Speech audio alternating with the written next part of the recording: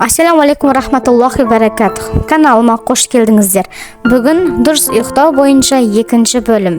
Ұйқыға қатысты лайфхактар, күндізгі ұйқы және қанбаған ұйқының зияны туралы айтатын боламыз. Видеоны соңына дейін көріп, тіркеліп лайк басуды ұмытпаңыздар. Зерттеу нәтижесі көрсеткендей, әдеттегі қажет ұйқының мөлшері 90 минутқа қысқарған жағдайда адам бойындағы концентрацияның 1/3 жоғалады екен. Жалпақ тілмен айтқанда, қандай да бір нәрсені түсіну, жеткізу, байқау, есте сақтау сияқты қабілетіңіз 33%-ға төмендейді деген сөз.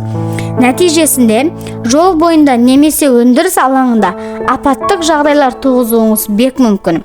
Статистикаға сүйенсек, әр 5-ші жол апаты жүргізушінің ұйықтап кетуінен орын алатын көрінеді. Зерттеулер нәтижесі бойынша ұйқысы қанбайтын адамның ауруға шалдығу ықтималдылығы 3 есеге артық. Оның себебі, ұйықтағанда адамның иммунды жүйесі цитокин ақуызын жинайды. Ал адамның ұйқысы қанбайтын болса, цитокин қажетті мөлшерде түзілмейді. Нәтижесінде иммунитет төмендейді, сондықтан тұмау секілді ауруларға шалдыққан кезде көбірек ұйықтап тыныққан жөн. Ұйқы ем деген сөз текке айтылмаған. Түнде дұрыс тынықсаңыз, таңертең бойы қуатыңыз толық болады.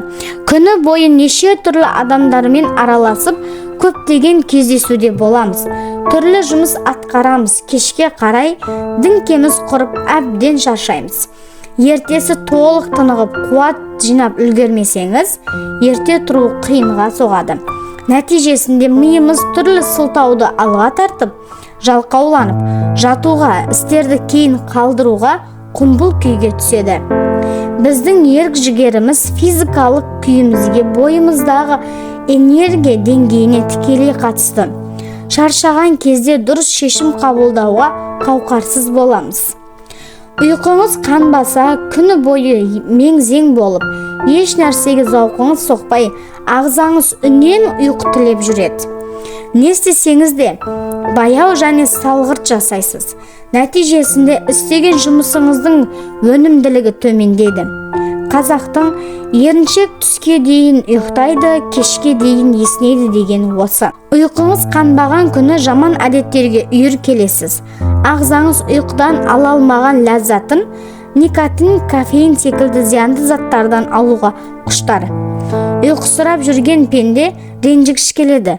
Еш нәрсені ұната қоймайды. Сіркесі су көтермейтін ашушаң болады. Ұйқысы қанбаған адамның ағзасы дұрыс тыныға алмағандықтан түр әлпеті суырқсызданып, беті көзінің айналасы домбығып, ісіп кетеді. Уақытылы ұйықтамаған адамның терісі қыртыстанып, қартая бастайды. Мүмкіншілік болса, күндіз түстен кейін 10-20 минут мызғып алған пайдалы. Осылай жасаған адамның санасы сергек жүреді. Жапонияда жұмыс орнында отырып, тіпті метрода кетіп бара жатып, мызғып алу әдеті қалыптасқан. Ал күндізгі жарты сағаттық ұйқы инерция әсерін туғызуы мүмкін. Яғни, оянғанда мас адам сияқты біраз уақытқа дейін ұйқыңыз ашылмай, тіпті басыңыз ауырып, мең-зең күйде боласыз. 60 минут ұйықтаған адам көп жағдайда инерциялық күйде болады. Сондықтан не құс ұйқы, я болмаса қатты шаршап тұрсаңыз, күндіз түскі уақытта 90 минут ұйықтаған дұрыс. 1,5 сағатта адам ұйқының толық циклін өткереді. Оңай оянып, сергек болады. Күндіз бірақ 1,5 сағат ұйықтаған жағдайда түнгі ұйқыңыз келмейтін болса, күндіз тек құс ұйқыға мызғып алған дұрыс. Пайғамбарымыз саллаллаху алейхи уассалам да түсте бір уақыт тынығып алатын. Бұл ұйқы қалула деп аталады. Яғни түсте бір тынығып алу ол бір сүннет екен достар. Енді ұйқыға қатысты лайфхактар. Уақытылы сапалы ұйқыны отбасылық құндылыққа айналдырыңыз. Отбасыңыздың әр мүшесінің ұйқысы қануына жағдай жасаңыз. Жатар алдында терезені ашып, ауасын жаңартыңыз. Бөлме жылуы 18-20 градус болғаны жөн. Бөлме қоңыр салқын болса, ұйқы сапасы да жақсарады. Ұйықтар алдында сізді мазалайтын, ойыңызды бөлетін, стресске түсіретін нәрселерді оқымаңыз, смартфон қолданбаңыз, теледидар көрмеңіз. Жатарда ми тынықтыратын релакс мелодиялар тыңдаған жақсы. Егер ертерек жатқанда ұйқыңыз келмейтін болса, жатардан бірнеше сағат бұрын белсенді дене жаттығуын жасауды әдетке айналдырыңыз.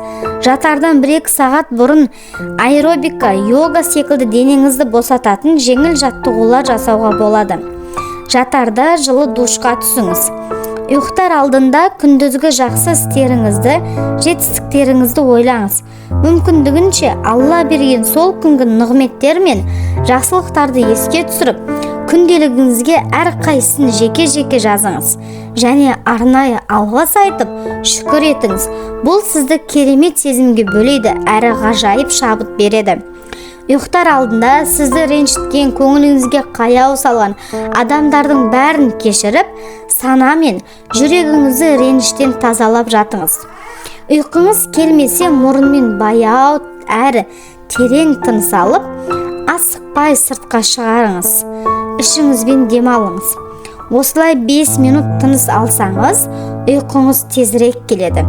Егер бір шешімге келе алмай қиналсаңыз, ұйықтау арқылы тынығып алыңыз. Зерттеушілердің сөзіне сенсек, ұйқы кезінде миымыз қиын проблемаларды шешумен айналысады.